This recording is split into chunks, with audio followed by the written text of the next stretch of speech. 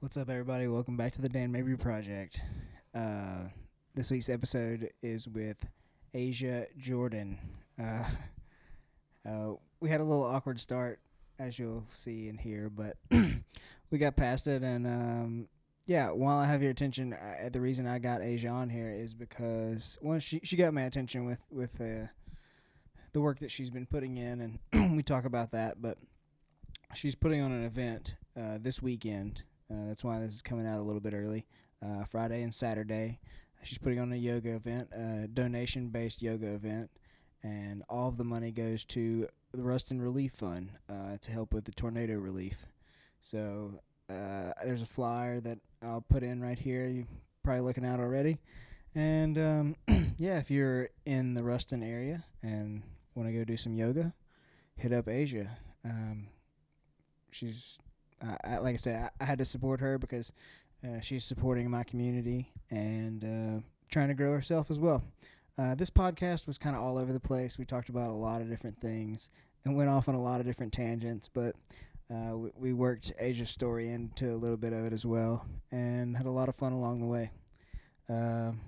Asja really inspires me, whether she wants to admit it or not. She's an entrepreneur, and she is I think she's gaining some momentum and definitely gaining some confidence in herself.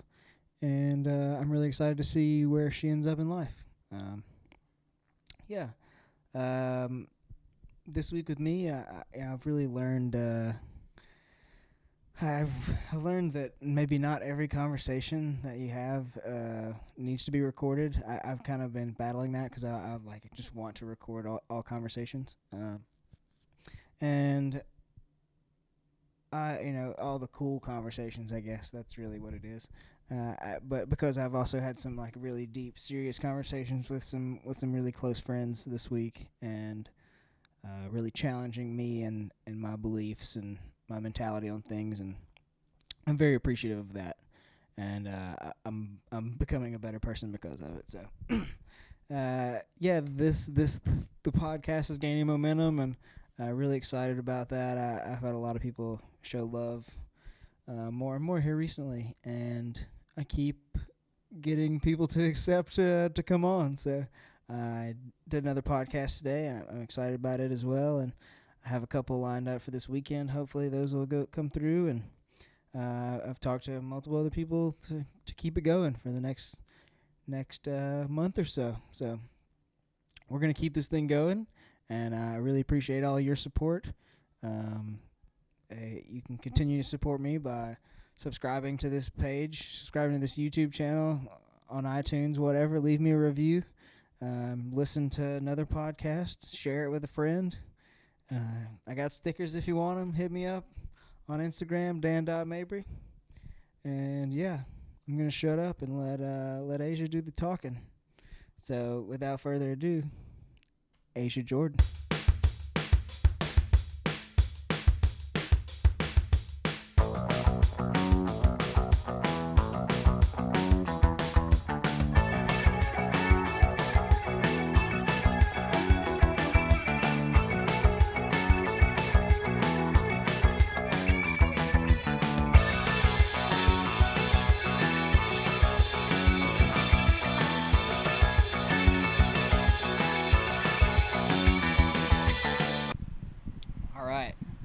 We're super close to each other and the camera.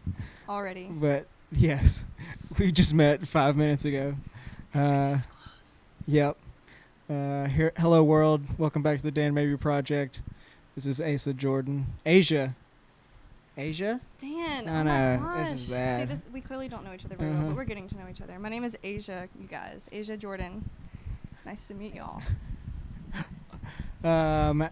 So I found out about Asja because I think creators are drawn to other creators, and I don't know, I guess maybe after the Killian podcast, you started following me, something along those lines, and you, like Killian, just stood out to me almost immediately, putting out content, super positive, trying to help people. Yes. Trying to help people just through yoga and through health and all kinds of things, and so that really stood out to me. And I guess we'll start with there. Like, when did yoga come into your life? Well, I just want to say thank you for acknowledging my creator aspect. For sure. That's a really big compliment to anyone who creates, to have someone say, I see something in them that's creative or that's inspiring. So thank you. I really appreciate that. No doubt. Second, yoga has been in my life for probably, I'd say, a good 4 years now. But it has consistently been in my life the past 2 years. And I give so much credit to that practice for a lot of self-development and a lot of the reason why I'm doing the things that I'm doing now. I started my teacher training about 1.5 years ago, and I got my 200-hour certified yoga teacher training. And in that time of life, I was really searching for what I wanted to be about, that whole self-discovery. I mean, we're always still there. I'm still in that self-discovery phase, but it was really big in that point in my life. And so I had always been interested in yoga. My first yoga class was actually hot yoga, and that was intense. That's what I've heard. So you would have thought that after my first hot yoga class, I would have just, okay, bye, I'm out of here. Yeah. But something that drawn me to the practice was its ability to, why everyone does it in the first place is for the physical benefits, getting the exercise. But I'm here to tell you guys that yoga is so much more than physical exercise. My first yoga class, I noticed the teacher would guide you through watching your thoughts and tuning into your breath, tuning into yourself. And so that's what stood out to me. It was whoa, I'm getting a physical workout right now, but I'm also integrating mentality, integrating mindfulness. And that left me feeling more fulfilled than an actual weightlifting workout, which at the time with my first yoga class, I was a powerlifter as well. And so after that class, I was hooked, and I kept coming back. And then I realized that this integration of mind, body, spirit is definitely where I wanted to grow, and where I eventually wanted to help others grow. And so then I also got my personal training certification. So you can kind of see that I wanted to help people physically, integrate that mindfulness aspect, and spiritually is just all around. So it started about 2 years ago, where I was I want to make this consistently a part of my, a part of who I am and my lifestyle. To me, yoga is not physical exercise; it is a lifestyle. Yoga is, its word literally means union, to yoke, to connect with mind, body, soul, or whatever to connect in general. And so in my yoga practice, every morning I do meditation, I do yoga, hold a couple yoga poses, and with the intention of just experiencing connectedness, just experiencing that connectedness with life and myself. And then that starts to bleed into other areas of my life. I move throughout my day and I connect in conversation, which is huge for me. I love conversation. So anyways, I know I'm rambling now. I'm going to stop you. Yeah. So you kind of already answered it, but you were an athlete before you found yoga. Yes. You did powerlifting. What else? Did you do anything other than that? So I did little baby sports whenever I was younger. I don't really count those. So this is a really big part of my story. Are you ready for this? Yeah, go for it. Okay. So through physical exercise, through athletics, that's where I started to quote unquote unlock my potential. And it wasn't me that necessarily noticed it. And this is a big point here. I firmly believe that when someone else sees something in someone else, there's this catalyst reaction that occurs. Is hey, you have something within you. Let's pull that out. Yeah. And so I was in high school my sophomore year, and of course I've always been tall, kind of slim, and I had a coach come up to me and he was like, you know what? You have the perfect swimmer's body. And at first I was okay, thanks, I guess. I gotta say, that could get a little awkward. Yeah, that could get a little awkward. And he was like, you should just try out for the swim team. And I was like, sure, okay, I'll try out for the swim team, whatever that means. So I actually went and I tried out for the swim team, made it. And then I did the swim team for a few months, and then a life event happened that took me out of the swim team. And whenever I went back, I was I was out of shape. So I quit doing the swim team. In PE, I actually always did handstands. and I started this whole little thing called a handstand clan, and I got girls together and we did like handstand poses and stuff. It was super fun. But my coach, Coach Watson at the time, she has passed away, so let's acknowledge that. She had said to me, Asja, you're super strong. Like, you hold yourself up that way. You should try out for the powerlifting team. And I was like, sure, okay, I'll try out for the powerlifting team. So you see that these people are seeing something within me that I didn't really see in myself. And so I tried out for the powerlifting team, and from there, it was like the rest is history. I started powerlifting. I did it competitively for 2 years, and then started doing fitness on my own at the gym, which brought me to the wellness center, which is where I was.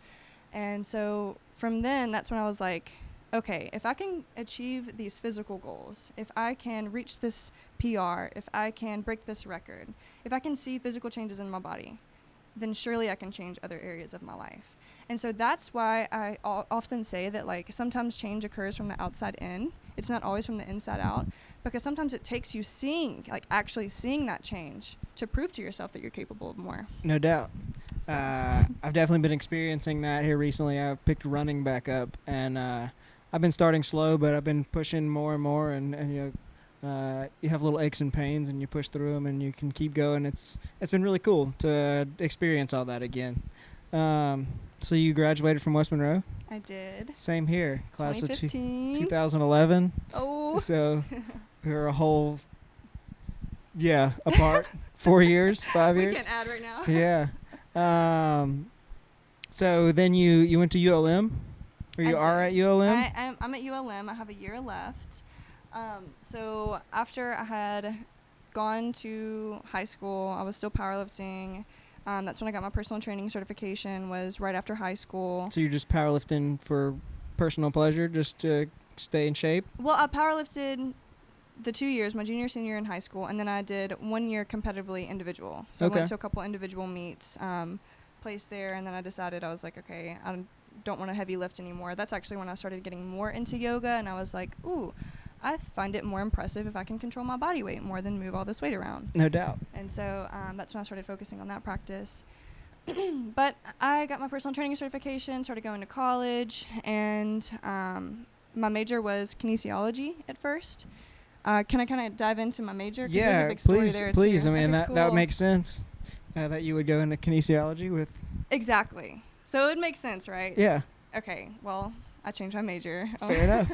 And I'll tell you about that in a second. But I went into college. I was like, what am I going to major in? The big question. So I was like, kinesiology, that's perfect. Health, fitness, movement, sure.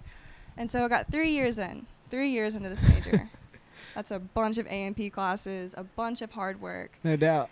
But along the way, I was like, something is missing. I'm not feeling super fulfilled in my college career. It got to a point where homework assignments became nothing but, hey, friend, can you give me the answers? And so that was like, this isn't what it should be about. I should be learning. I should be actively wanting to learn.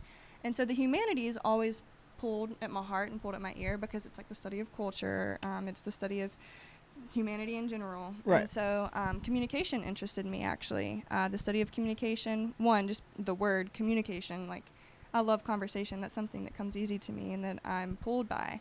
But the thought of communicating my ideas effectively and efficiently just sounded tasteful. So I was like, all right, 3 years in. In that 3 years, it was the year 2018, which is the year, I'm going to write a book on that year, actually. Sweet. So the year 2018 is where it all went down. I made a lot of changes in my life. Like I said, yes, I'm a health and fitness advocate, but healthy obsessions can turn into unhealthy obsessions. And so I found myself getting to that point within 3 years of being in college, and I was like, started developing these little nagging injuries, and I realized I wanted to take a step back. One, because I was in a 4-year relationship also.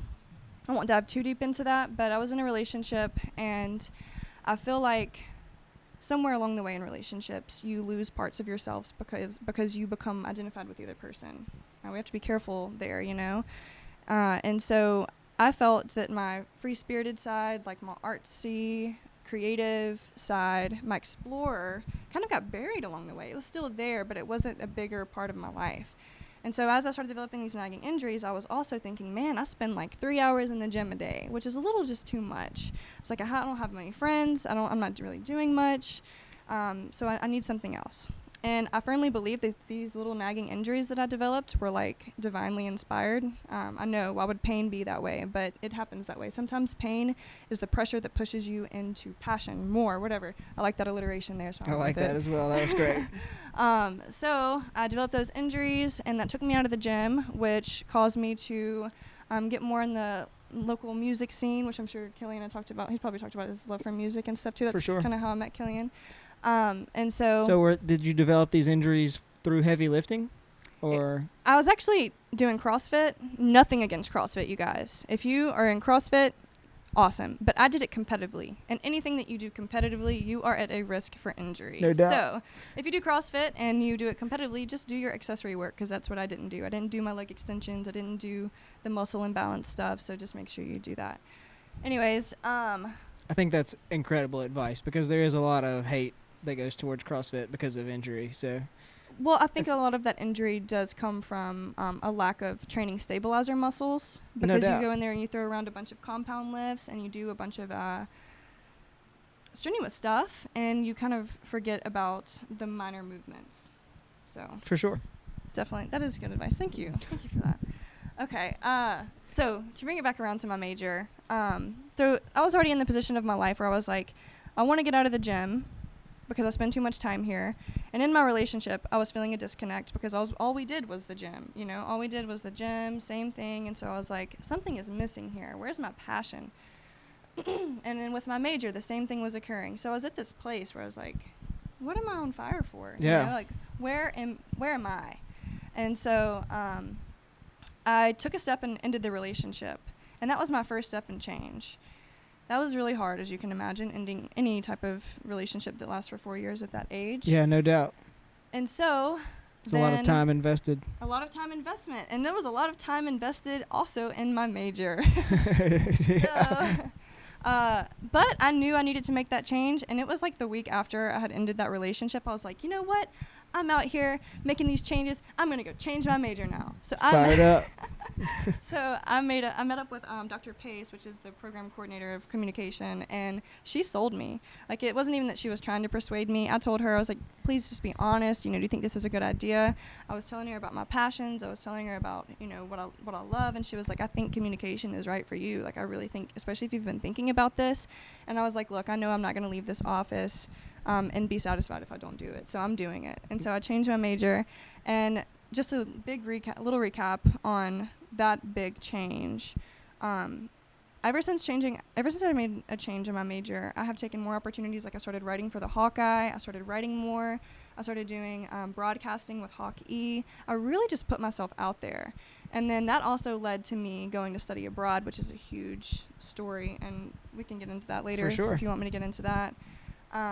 But that major change was a big change in my life, because it was like, I'm just breaking the ties. I'm breaking the ties, and I'm going to do it. It's something I've been thinking about, and I'm tired of wondering what if, or I'm tired of thinking like, oh, I've invested all this time. But you know what? I would rather invest more time. Like, so I have a year left of graduation. So I technically should have graduated this past May.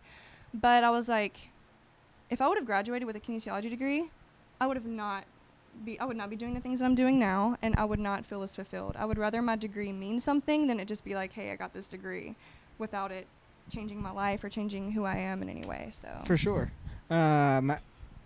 You mentioned broadcasting hockey. Oh, okay. That probably sounded like I said hockey. That was Hawk E. So, like, there's the Hawkeye, the student newspaper. Gotcha. And then there's the Hawk E, which is the online edition of the Hawkeye. All right. Fair enough. Yeah, let's rewind Fair that. enough. Not hockey, guys. All right. Hawk E. Like I say, the weird stuff always jumps out to me. So that was, it was like, hockey? We're in Louisiana. You never know. I may be a broadcaster for hockey one day. There you go. Foreshadowing right now. Yeah, for sure. Speak it out into the world. I don't want that, so let's take that back. So you changed your major to go to communications. Mm-hmm. I guess, did you have a career path in mind, or were you just, like you say, you just felt that you needed to go that way, and that was what your passions were? Or did you have like this is what I'm going to do with that? Well, when I thought of communication, I was like, I've just heard that you can pretty much do anything with a communication degree. So I was like, okay, that sounds like safety. Sure, let's go do it. And still to this day, I don't know exactly what I'm going to do with communication. I just know that I really enjoy what I'm doing now, and I'm using communication as a tool to do what I'm doing now. And so the whole communication degree has developed skills of like critical thinking, leadership, delivering messages in a certain way to, have it be reciprocated in a certain way from your audience. All of that has developed skills within me and ultimately has developed my confidence tremendously to step out into who I want to be or what I want to do, which is something like a life coach or something. Well, I just revealed that. I'll say this, I've only been following you on Instagram for a couple months now, and I've watched you develop more things, and you've started a business now. Okay, yes. This is my time to own that. For sure. Yeah, that's what I'm saying. You're 22? 21. I'll 21? be 22 in a month from today. So, I just started this and I'm 26, and you have a lot more connections than I do already. You're putting yourself out there at an earlier spot, and you're setting yourself up for success. I don't know. Do you know who Gary Vee is? I love Gary Vee. So he's just he's awesome. Put it out there, put content out there, make it happen, and things will happen. And I think that you are putting down some incredible building blocks for that. Oh my gosh! Just by putting yourself out there. We were at Kendrick's Cultivate workshop the other day, and this girl there, her name's Rebecca, and she said that her and her boyfriend wanted to start a podcast, and she asked me how I did it. And I'll tell you, people watching this, just like I told her, just do it. Just do it. It's good. It might suck the first couple times. Nobody may watch it, but it's only going to get better, and you just got to put the work in and be consistent with the things that you're doing. And for me personally, what's been working for me is I've been making connections. Obviously, I'm trying to meet someone new almost every week, and what comes along with that is you meet other creators, and other people who are really what I have been seeking out is people to critique me, and to be honest with me and tell me what I'm doing wrong and what could I improve upon. And I think that some of that starts with your friends. Oh yeah, and speaking of honesty, I love your motto: honest conversation with interesting people. Yeah. Simple, sweet, to the point. For sure. But I just think that you are doing it. We talked about it before we started talking about speaking things into the world and speaking things about how you want to live your life or whatever you want to do with your life. And I think there is, we talked about, there is something to that, but there's a whole lot more to doing it, to getting out there and doing it and putting yourself out there. That's what I've realized that I was not doing, was not pushing myself to be a better person, and that is what I'm doing, and that's what you're doing. And doesn't that feel worse than not doing it? No doubt. I listened to a podcast last night that was like, once the pain of not doing something outweighs the pain or the fear of doing something, then that's when it's time to execute. For sure. So this podcast, for instance, that you wanted to create, there's a lot of steps that I still want to do, podcast being one of them actually. And a lot of it comes down to fear of starting. How am I going to start this? How is it going to look? How are people going to receive it? Don't worry about that. Yep. It's fear of the unknown. It's fear of the unknown. There's so many factors that go into it. And I think the best thing that we can do is realize that there is fulfillment if we can push past that fear. And whenever we come to really step into that, then we can step into who we are meant to be. And that whole concept has just really changed my life.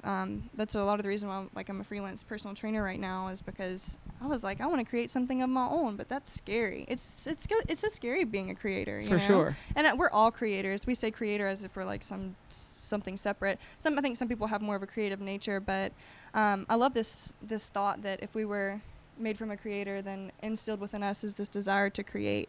And some people have that desire more so than others, but there is a burning desire to create, whether it's something like a podcast, whether it's something like a business, or whether it's something like construction, building a wall, you know? Like, don't let your passions, or don't let the things that tickle your fire, so to speak, like, don't let those go ignored, because if it stays sticking in your head, there's a big reason of why it's there. And that's a lot of times, I think we also feel like our passions are silly sometimes. And I kind of want to hit on this. Silly as in, like, kid-like. Oh, I'm an adult now. I don't have time for a podcast. I don't have time for these things. You know, I got to work. Yada, yada, yada. Yeah, the bills do have to be paid, and we still have to work.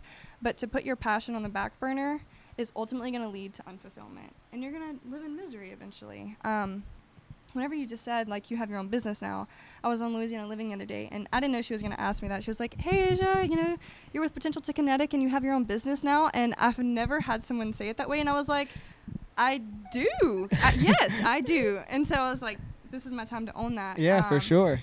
And I was telling someone about the whole Potential to Kinetic P2K thing. And Please explain it real quick. Okay. So let me explain to give context. Yeah, for sure. So P2K is the acronym that stands for Potential to Kinetic. And I pretty much created this metaphor, so to speak, off of basic science. I'm a science nerd. I like making analogies. Analogies in science just blow my mind. So we have potential energy, which is stored energy. And then we have kinetic energy, which is energy in motion. And so the process of going potential to kinetic is taking what is stored, what could be, and turning it into what is, or what could, moving in that direction. So I made a metaphor. You know, everyone says, oh, you have so much potential. I don't like that phrase, actually. I want to be like, oh, you have potential, but you're going to access that potential, and you're going to move into kinetic. So whenever I thought about that, I was like, yeah, we all have dreams, ideas, life goals that we store within our minds. And then oftentimes we let fear, doubt, disbelief, circumstance, lacks of things or whatever, we allow those things to prevent us from moving in that direction of our dreams, aka becoming kinetic. And so P2K is essentially like a movement that I want to create that helps and assists people, that not just inspires, because inspiration is only going to be there for so long. I want to inspire and assist people and communities in taking action towards a change that they want to see through physical and mental health practices, as well as community events, which really for Ruston is one of those. Right, for sure. So yeah, P2K is essentially taking what could be and turning it into what is. I think it's something that I guess I should seek out more is the whole wanting to help. Like you want to grow yourself, but you mentioned that you also have this passion to like help other people. Well, I think it comes whenever you start helping yourself, you realize you can help other people. Yeah.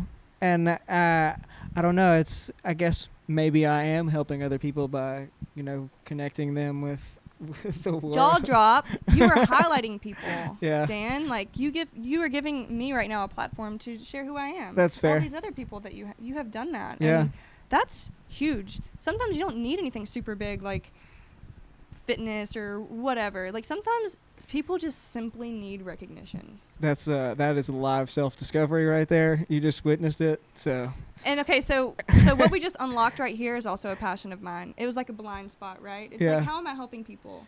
And then that was just kind of unveiled. It's For like, sure. oh, I am helping people. Yeah. That's like potential to kinetic right there in action. And I love that you like span it out to so many things. Like it can definitely be a movement. Like it's not just going to be a yoga brand or anything like that. You know, you can it's set up that way. You have a really nice logo and just like a simple nice name. Like you can make it happen. Like you think so? I'm a marketing major, so I think about that kind of stuff. It's just like I think the Dan Mabry Project is the worst name ever. What?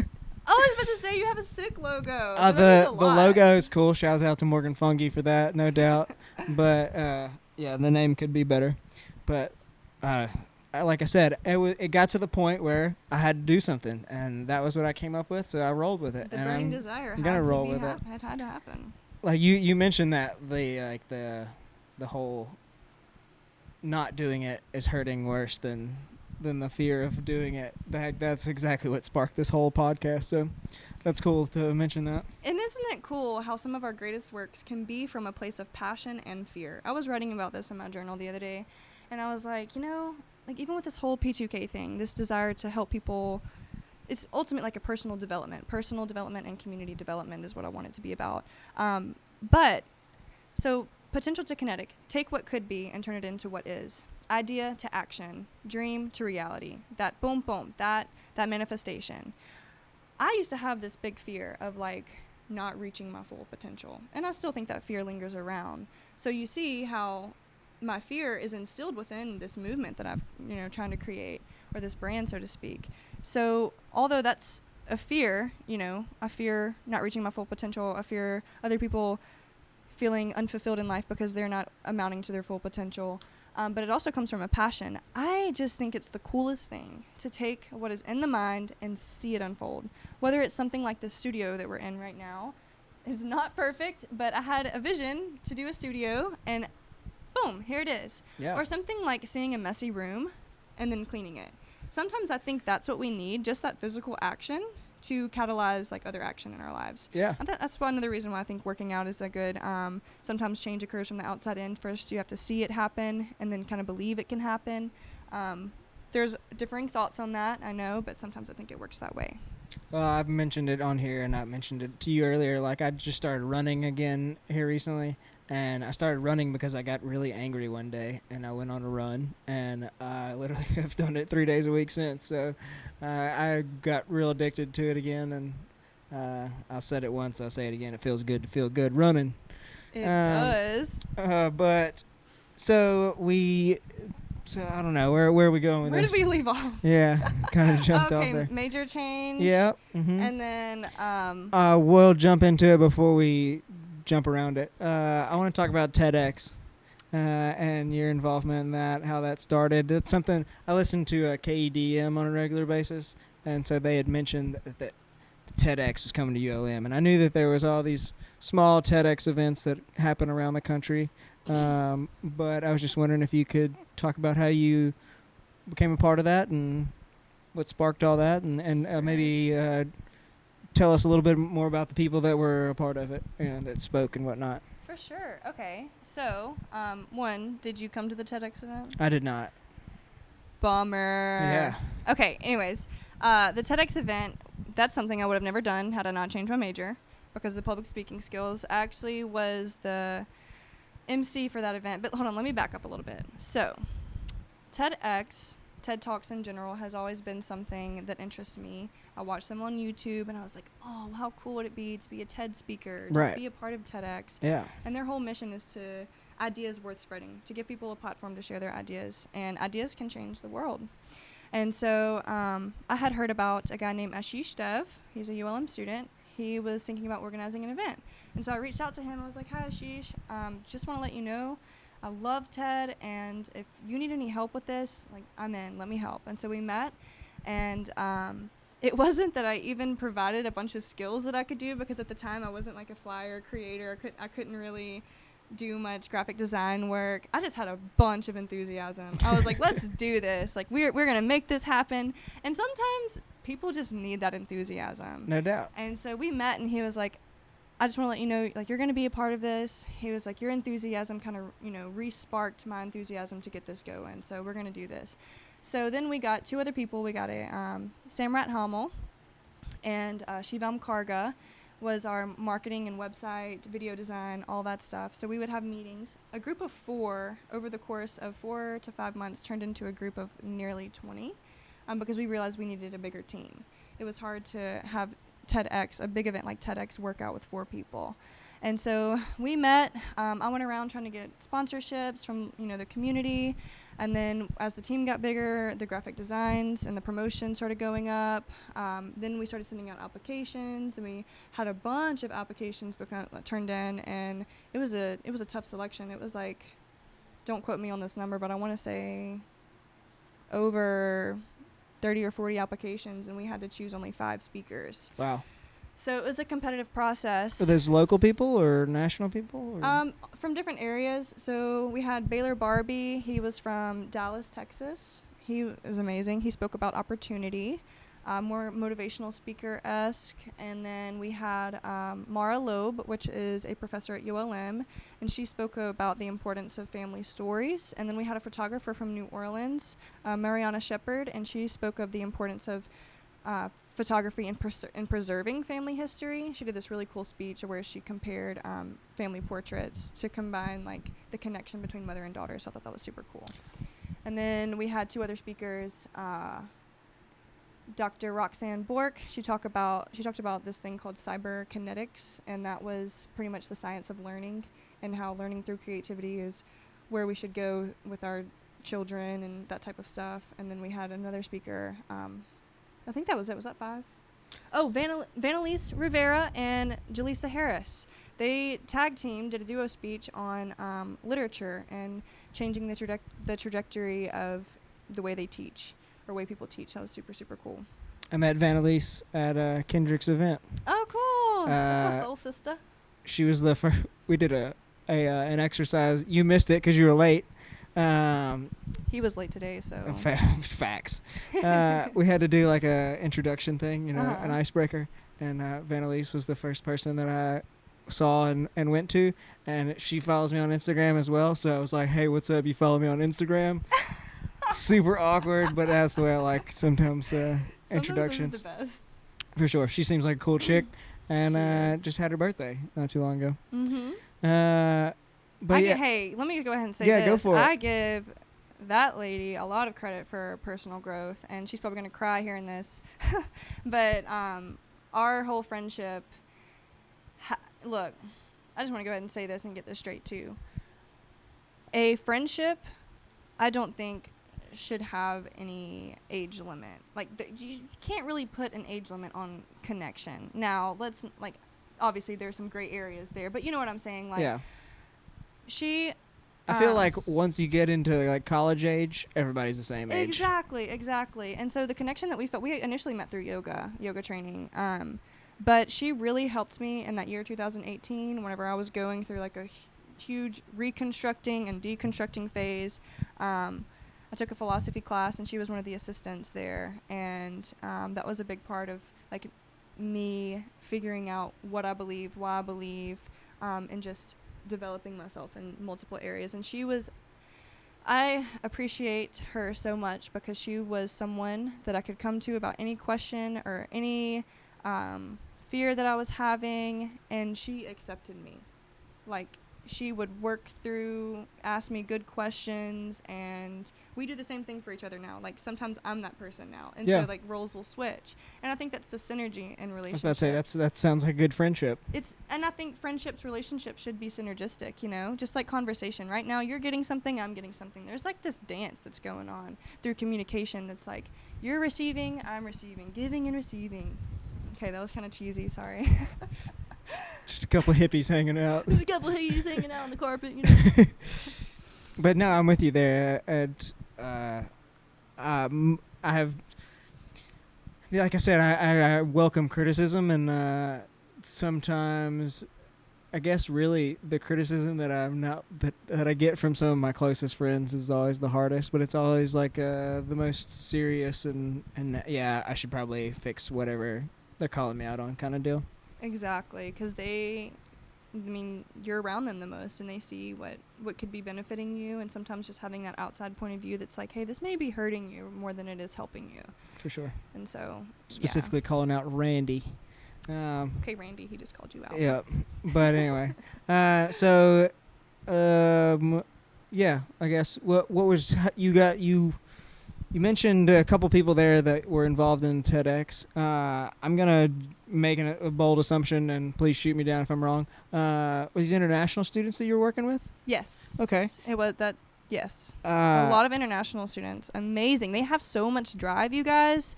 And not to get like, okay, I'm just going to say it. But like, I've had a couple international students be like, you are one of the most passionate Americans I've ever met. There you go. Because a lot of them come to this country for the opportunity, and a lot of times, we're over here and we're like, what opportunity do we have? How can we make these things happen? We're just not utilizing our resources. No doubt. We're just not being smart about it, and yeah.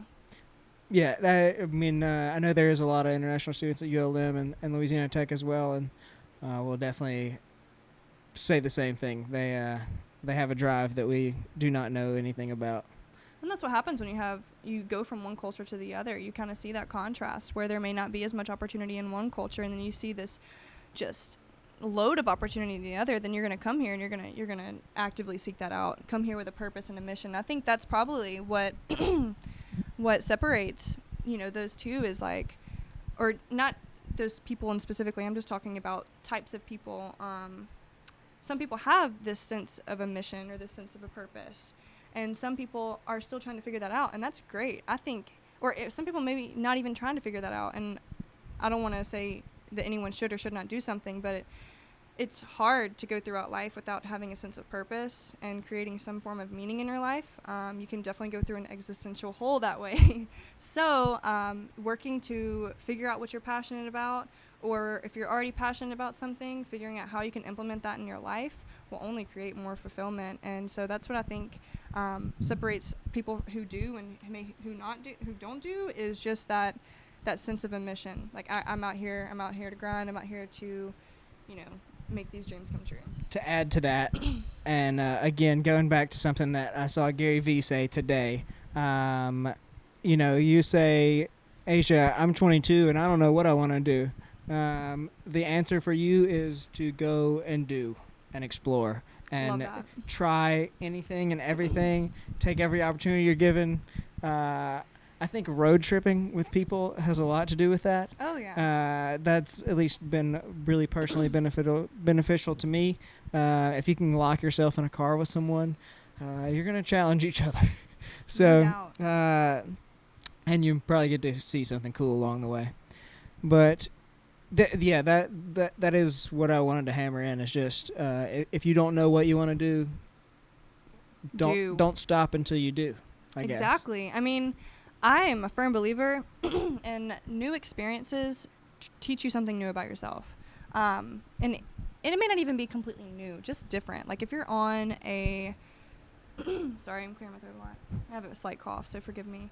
But if you're constantly doing the same things, then you're going to kind of Okay. If you're going to constantly do the same things and get into that habit, there's just going to come a time where you're going to feel like in a little bit of a rut. So just doing something completely different is oftentimes what you need to spark up a passion or stir something inside. I know whenever I'm feeling stuck, I tend to just take some form of massive action. Here recently, that was buying a camera, because I was like, I'm not going to record videos until I buy a camera. Which a lot of people will think that's impulsive. I agree, that is a little bit impulsive, so don't just go buy a camera. You could definitely make use of what you have now. But it has led to me making more videos, or anything, just taking a random road trip, just doing something that's like, I need to get out of the norm. And doing those new experiences will bring about, you'll just learn more about yourself. And a lot of times if people don't have that sense of passion or purpose, a lot of it comes from just not knowing yourself. And so get on the self-discovery train, you guys. It may sound hippy-dippy and woo, but it's legit. Self-discovery is for everyone. And I guess to add to that, maybe ask a question as well. Like you kind of already said it, but you contribute some of that to yoga. Would you say that yoga is a form of meditation for you, and that is where like the whole mindset part of it comes out of? Oh, no doubt. I give a ton of credit to my meditation practice for a lot of the action that I've taken, a lot of the ideas that I have, a lot of the confidence that I've developed, because and there's different types of meditations. I don't want to get into specific about that. I just want to say that there's sitting meditations where you just sit and breathe for 5 minutes. There's affirmations where you're using your voice to speak life over yourself or your circumstances and stuff like that. But I would have to say that meditation, I try and consistently meditate every morning. And within that time, I am just trying to experience connectedness with everything around me with the breath. But also, there's moments that just introspection, even just introspection is a meditative practice. Just watching your thoughts. That's something that we can do throughout our whole day. While you're driving, what are you thinking about? A lot of times you go from point A to point B and you don't even know you got there. Where was your mind the whole time? Thinking about the laundry, thinking about the homework assignment, thinking about that boy, whatever. And so I feel like that is a meditative practice. Just Simply observing, allowing yourself to be an observer. Close your eyes for a second, take a deep breath, observe your pulse, observe your heart rate, what you hear, just tuning in and tuning out all the distractive thoughts. And then it gets to a point where you can do that throughout your day in conversation. Like right now I'm talking to you and I'm just aware of how my thought processes are going. And so then that just allows you to develop more fully. Does that make sense? Yeah. And that's definitely something that I struggle with because even like during the podcast, I will like check in and out of a conversation. Like maybe it's the ADD in me. I don't know. Maybe it's all the Concerta that I took in the 4th grade. But I see what you're saying. Like I don't know. Have you ever like messed with any breath work? Like just strictly like different breathing methods? Yes. So basic inhales and exhales for one, just lengthening the inhale, maybe inhaling to a count of 5, holding it to a count of 3, exhaling to a count of 5. That's a really good tactic. In Kundalini yoga, there is a breath that's like really forceful. So you're like inhale, exhale really fast. And that is supposed to really just energize you. And there's different meditations throughout that. I'm not super knowledgeable on it, so I don't want to like give any misfacts. Yeah, for sure. There are different breathing techniques and breathing tactics that you can do. And one of my personal favorites, you guys, meditation with visualization. Whoa. So visualization, if you haven't integrated that into your day, into your practice, I'd strongly recommend. Something that I like to do is like as I inhale, visualize a light at your heart, like, and that light just fills your whole body. So on the inhale, you're receiving air. So imagine that you're receiving light. And then on the exhale, that light expands. So that light is giving. You're giving light to the world. And translate that in your own terms. You could send light to a certain person or whatever. And so even that visualization tactic is very powerful. And visualization, aside from meditation specifically, but if there's something that you want to do, or if there's not someone that you want to be, but an aspect of your character that you want to develop, go ahead and visualize yourself there.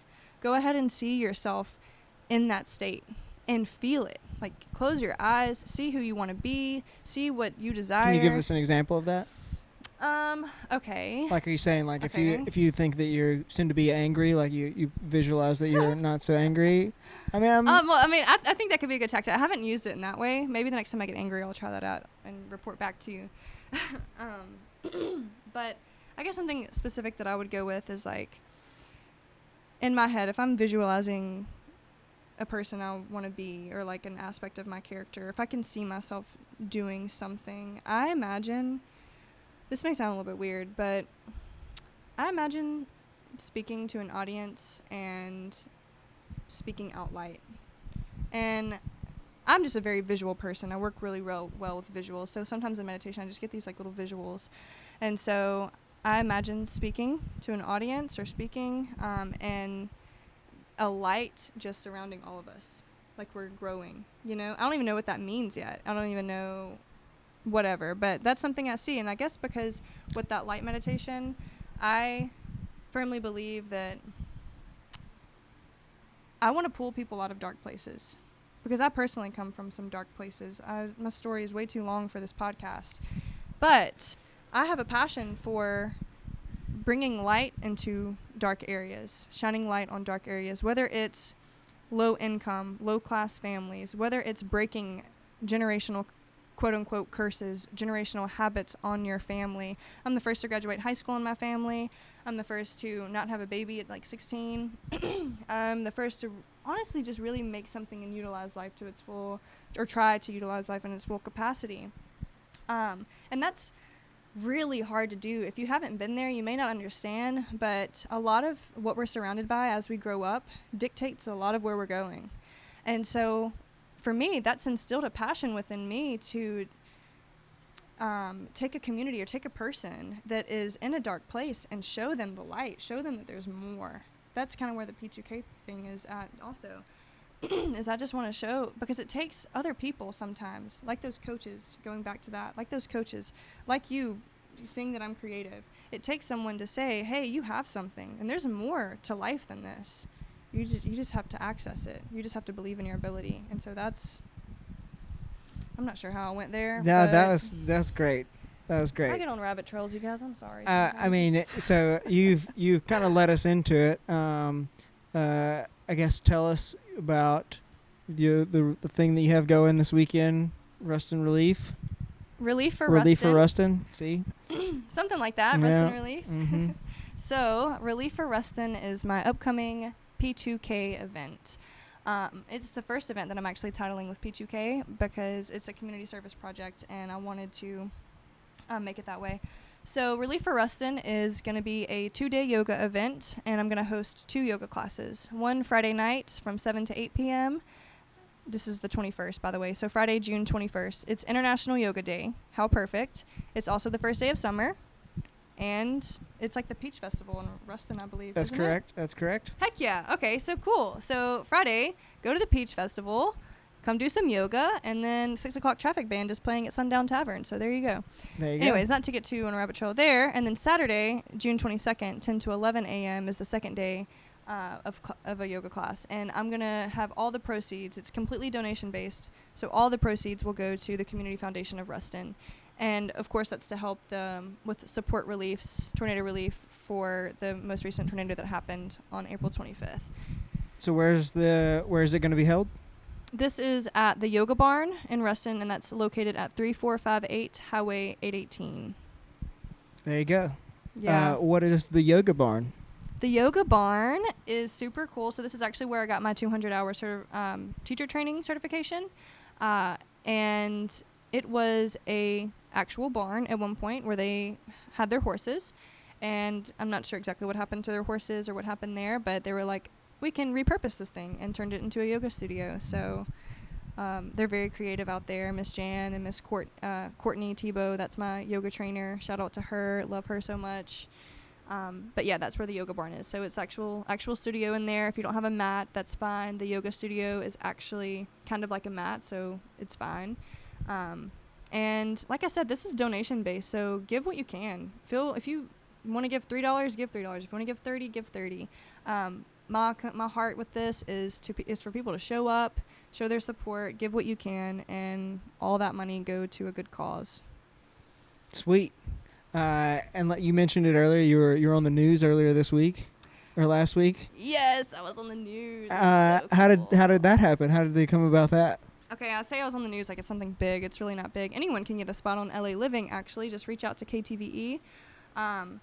So Louisiana Living is a talk show that Miss Ashley Dowdy puts on, and she brings on people that are having local events, just spotlighting things going on in the community. And so I reached out to one of my connects over there, and I was like, hey, I'm having an event coming up. Could I get a spot on LA Living? Got on there, and it was super cool because we talked about my event. I was nervous for the first 2 minutes, so have mercy on me. We talked about my event, and then she asked me about P2K, and I was like, oh my gosh. I teared up after that because I was like, I didn't know you were going to ask me about that, and just gave me the opportunity, gave me a platform to share. For sure. That was super cool. And then I did a PSA, public service announcement, with the radio people. And guys, if you if you want to do a PSA for an upcoming event, just call the radio people and talk to JR. That's who you'd want to talk to about your upcoming events. And so that was super cool too. So now I have a minute of my voice out there somewhere on 105 and 104 playing to promote my Relief for Ruston event. Sweet. That's awesome. And that was just something that you yourself sought out? You were like, I want to get it out there? Are you talking about the event? Or just like the promoting the event. Like you were like, I want to get on the radio, so you sought it out to get on the radio? Yeah, so I'm a big promoter. I just enjoy promoting in general. One, the things I'm doing, and two, the other things people are doing. That's essentially kind of what you do. You like promote people in a way. Yeah. But with any of my events, I want it to be successful, and so promotion is a big aspect of a successful event, especially, I am still young. I am still rising, being 21. My following is being built right now, and so my credibility as an instructor and as a trainer is being built, and I've been doing that for a little while now, so I definitely have some credibility built behind that. But promotion is very key if you want a successful event. So I was like, okay, I have these connects here at this radio station, here at this TV station, so I'm going to utilize those resources. And actually the radio people is connected or in partnership with the company I'm interning for called the Digital People. And what's funny about the digital people is this opportunity kind of just landed in my lap. Actually, someone reached out to me to do a video promo for my FM, and I was talking to the videographer about this internship struggle because I was at a point, I was in so much confusion and doubt, and I was like, I'm not going to do anything this summer. This is going to be like an unproductive summer. I'm not going to have anything keeping me accountable, yada, yada. And so he was like, hey, reach out to the digital people. So I reached out, and then they did so much work to try and approve this with my professors, and it all worked out. And it turns out the digital people, this is what they do. So they are a marketing agency that works to build people's brands and businesses through digital services and radio. So in my head, I'm like, this is divinely inspired because this is essentially what I'm trying to do. Right. So I'm seeing what goes on behind the scenes of what needs to happen for me to build my brand and business. Yeah. And I'm like, whoa, okay. And then so this opportunity I met the JR guy to do the PSA. We got into an hour-long conversation that could have been a podcast before even recording the PSA. So like all these little, and I've only been there for 2 weeks, and all this stuff has happened. Yeah. So I'm excited for that. Yeah, as you should be. Thanks. Well, I think we're going to wrap it up there. I'll say this, and I'm saying it to myself as well. You already admitted it. You know, we are young, and we are growing. Yes. And we're not going to stop until we get where we want to be. Exactly. And yeah, I don't know. This conversation has been super awesome. We've been all over the place. We have been all over the place. But we've definitely dropped some knowledge. And we've dropped some nuggets, all right. For sure. Like, if you need a pen and piece of paper, guys, go re-listen to this. Well, cool. I've enjoyed this a lot, and I look forward to tag teaming up again some other time. Yes. And yeah, everybody go. I think I'm going to release this early so that we can kind of get it out a little bit more. And since your event is on Friday, yes, and Saturday, so everybody go check that out, and tell them where to find you, I guess. Okay, so you can find me at Asja Jordan, ASJA JORDAN. That's on Instagram or on Facebook. If you want to search the event, you can search Relief for Ruston on Facebook, and the event should pop up. If you want to know more about P2K, Potential to Kinetic, you can Facebook Potential to Kinetic. And yeah, also if you want to follow some workouts, I post workouts like a fitness blog. That's on Instagram at Asja.fit. But if you follow my main account at Asja Jordan, then you'll see that. I just want to say, like, thank you so much for giving me this opportunity to share my passion and share just with the world and all of that. I really love what you're doing with having honest conversation with interesting people, and never doubt that you're not making an impact, because the giddiness that I feel just by like, oh my gosh, someone wants to podcast me, like that is a compliment to people. So. Well, and I'll take that and add to it, and because the only reason that I found Asja is because she was being herself, doing her thing, and putting herself out there and trying to make something. So if you're trying to get other people's attention, make moves, do something. And yes. Who knows, maybe you'll be wonderful enough to end up on the Dan Mabry project. All right, we're going to end it there. Exactly. I'll go follow Asja and show up to her event. Catch you later. Peace.